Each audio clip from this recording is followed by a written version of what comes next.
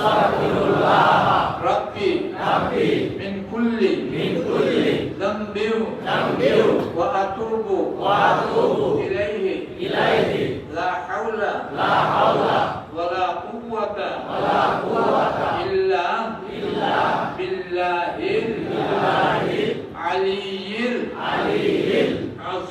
আযীম। হে আল্লাহ আমি জীবনে যত পাপ করেছি, যত গুনাহ করেছি, সগীরা কবিরা, ইচ্ছায় অনিচ্ছায়, প্রকাশ্যে গোপনে, জেনে না জেনে, অন্ধকারে আলোতে, হে আল্লাহ তুমি গফুরুর রহিম।